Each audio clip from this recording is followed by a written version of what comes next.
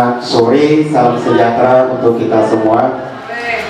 Perkenalkan, saya adalah Azhar Esur, siswa CGP Angkatan 9. Saya berhadir di sini dalam rangka menseminar praktek baik. Ini adalah tuntutan dari pembelajaran yang sedang kami ikuti, itu pendidikan guru penggerak. Kebetulan di pertemuan kali ini, izinkan Bapak Ibu, saya akan menyampaikan praktek baik, di mana judulnya adalah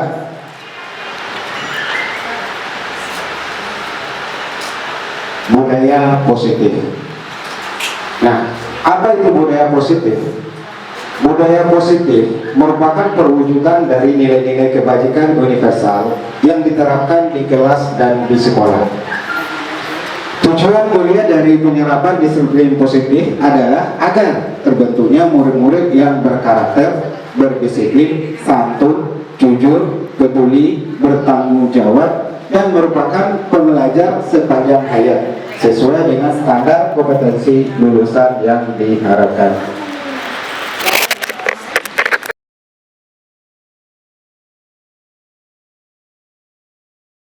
Untuk menanggulangi ini adalah coba kita kasih perhatian kita dengan hati yang tulus. Insya Allah anak-anak kita akan kembali, walaupun secara tidak total, minimal mereka bergerak maju untuk perbaikan karakternya. Kemudian yang keempat, penguasaan. Setiap individu adalah pemimpin. Ini kita sepakati sesuai juga dengan konteks agama kita. Individu itu adalah pemimpin, terutama memimpin diri sendiri. Begitu juga dengan anak-anak kita, Bapak Ibu. Jadi dia pengen juga diagungkan, pengen dipuji, pengen dimuliakan. Nah, apakah kita sebagai guru, sebagai orang tua sudah memberikan pujian yang pantas kepada dia? Kadang-kadang dia capek berusaha mengajarkan, entah itu latihan, oh kamu pintar, kamu bagus, kamu menyelesaikan nomor 1, ini ada permen untukmu. Nah, mungkin kita ada, tapi belum sempurna. Nah, penguasaan ini kalau anak itu diberikan suatu kesempatan untuk memobilisasi sebuah kegiatan, saya pikir anak-anak juga akan merasa bangga ketika dia berhasil, ketika dia menang, ketika dia bisa melaksanakan tugas tersebut. Dan yang terakhir adalah kebutuhan dasar atas kesenangan. Nah, kesenangan ini relatif sifatnya kepada hobi, kegemaran. Nah, ini kalau di sini kalau anak kita itu sesuai dengan model belajarnya, gaya belajarnya, ada yang kinestetik, ada yang audio, ada yang visual. Nah, ketika yang audio kita setel musik, semangat dia mungkin belajar, semangat dia mungkin mengerjakan latihan-latihan. Tapi rata-rata kita di sini adalah, termasuk saya sendiri, itu adalah guru zaman all. Kenapa kita bilang guru zaman all? Kita tahunya ketika anak itu belajar, dia fokus perhatiannya sama kita, nggak peduli dia paham apa enggak, kita nggak urusan. Yang penting kita sampaikan materi, kita selesaikan materi, mereka paham atau tidak nanti urusan. Mereka paham dengan omongan kita, mereka melihat gerak tubuh kita, nggak kita bahas. Yang penting ketika kita menjelaskan, siswa kita berada dalam keadaan duduk, diam dengan sikap sempurna. Mudah-mudahan ini adalah salah satu pencerahan bagi kita semua. Jadi ketika nanti kita menemukan anak-anak yang bermasalah, coba kita cari kebutuhan dasar apa yang belum mereka dapatkan, sehingga kita mendapatkan solusi untuk mengatasi masalah tersebut. Selanjutnya, nah, untuk mengatasi hal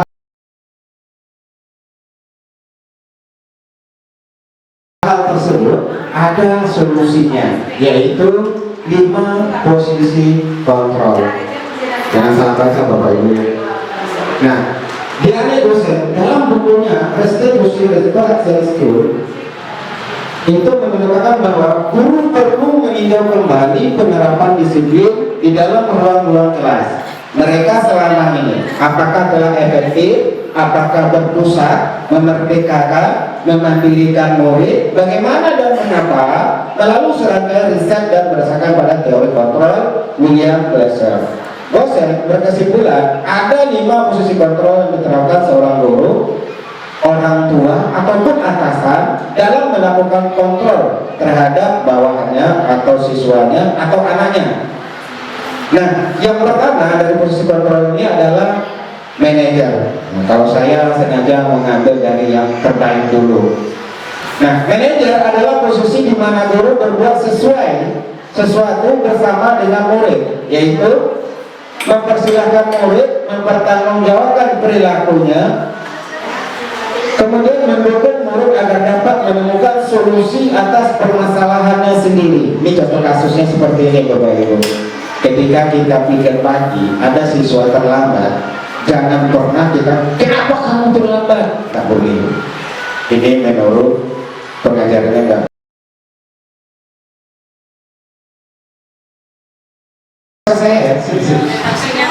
Nah, di sini Adi jadi bonafide apanya videonya.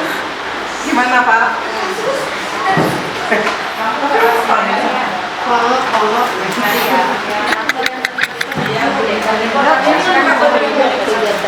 Adi, ayolah. Bagaimana sih kamu? Kemarin kamu sudah janjikan sama Bapak. Kenapa terlambat lagi? Sambil tertawa. Ya, sudah. Hari ini Bapak maafkan. Nanti Bapak akan cari guru kita dan kasih tahu. Nah, besok janji jangan diulang lagi ya. Nah, terima kasih.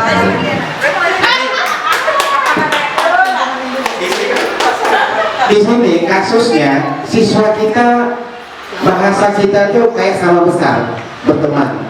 Bahkan kita menawarkan bantuan, itu nggak boleh. Itu menyebabkan siswa mengkek. Nah, besok aman ada Pak Azhar. Jadi setiap berkasus dia akan cari Pak Azhar. Jadi kalau ada Bapak Ibu yang berbuat seperti itu, kita introspeksi diri masing-masing aja. Ya, saya termasuk mungkin. Bukannya malah jadi apa ya Pak? Anakku jadi kayak punya tameng dia. Iya, mengkek. Nah, mengkek. Dia punya tempat. Iya.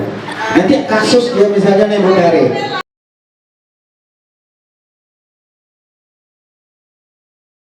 Nah, kan Bu Tari sebagai teman tadi kan, dia kasus sama saya, dia akan tidak berusaha menyelesaikan dengan saya, dia akan ngadu ke Bu Tari, nyari Bu Tari, cari backingnya, supaya nanti Bu Tari bantu yang ngomong ke saya. Nah, ini banyak, siswa kita banyak seperti itu.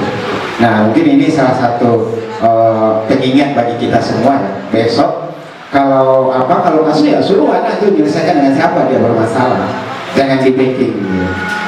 Nah, kemudian kita lanjut. Yang terakhir pemantau. Ini pemantau ini siapa nih? Ini kayaknya baik kita Herlina ini. Itu sering bahasanya pemantau. Oh, Mistari juga gitu ya. Oke? Untuk pemantau nada suara datar, bahasa tubuh formal.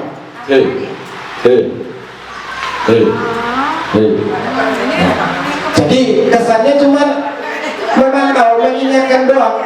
Gitu. Nah, kata-kata yang sering dilakukan oleh guru pemantau ini adalah, Adi, tahu kamu jam berapa kita mau mulai pelajaran? Nah, dengan gaya nih, gaya nengok jam, padahal nggak ada jam di tangannya kan. Tapi dia nggak atau nengok jam dinding. Tahu nggak kamu udah jam berapa sekarang? Gitu deh. Ini adalah pemantau. Jadi dia bahasanya mengingatkan siswa. Kemudian manajer suara tulus, bahasa tubuh tidak kaku, mendekat ke murid. Nah, ini udah. Kemudian pada posisi manajer, maka suara guru sebaiknya tulus, tidak perlu marah, tidak perlu meninggikan suara, apalagi menunjuk-nunjuk jari ke murid. Berkaca tinggal, fokus pada sosial dan restitusi, mengembalikan murid yang berbuat salah pada kelompoknya. Jangan sampai dia merasa minder, merasa tersisih, apalagi merasa terabaikan terutama di kelasnya. Kemudian segitiga restitusi, ini adalah teknik atau cara menyelesaikan masalah yang simpel. Yang pertama, menstabilkan identitas. Nah, ketika anak kita melakukan sebuah pelanggaran atau kesalahan, nah kita bilang sama dia, setiap orang pasti pernah berbuat salah. Jadi ketika kita bilang begitu kepada dia, dia merasa nggak sendiri yang salah gitu. Untuk sementara dia mengembalikan emosionalnya, mengembalikan tekanan perasaan atau batin yang dialaminya. Kita umumnya seperti itu. Semua orang pasti pernah berbuat salah. Kemudian yang kedua, validasi tindakan yang salah, yaitu, nah, pasti punya alasan. Kenapa kamu melakukan hal itu? Oh, kamu ini begini, begitu. Kita kejar dia dengan kesalahan-kesalahan yang telah diperbuatnya. Yang akhirnya menunjukkan rasa antipati, sakit hati. Kalau dia di depan kita menjadi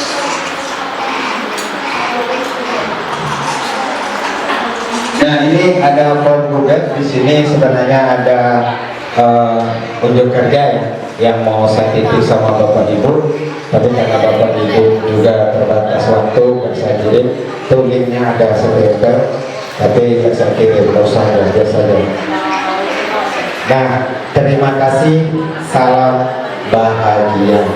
Itulah yang dapat saya sampaikan. Nah, ini saya punya gambaran terkoleksi ya.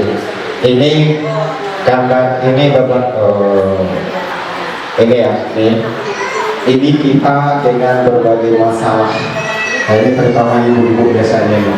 Ketika lagi masak, ingat cucian, ingat anak mengengek, ingat suami belum pulang, ingat ini dia. Nah, ini dia. Banyak. Jadi apalagi SMK kita ini banyak ibu-ibu, pasti banyak masalahnya. Maaf ya, ini maaf. Nah, ini maaf. Tapi ini kemudian ini, apakah kita yang diatur masalah atau kita yang mengatur masalah?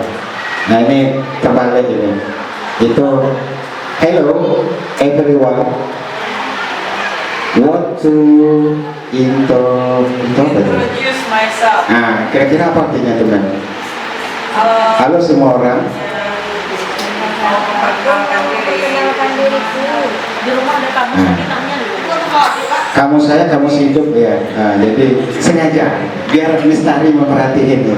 Nah, kemudian setelah kita mengenal ini, setelah kita begini, terus terakhir ini semangat. Nah, kita semangat sehingga kita bisa merubah dan berubah kepada yang lebih baik. Ini contoh kata-kata yang bisa dilakukan di sini.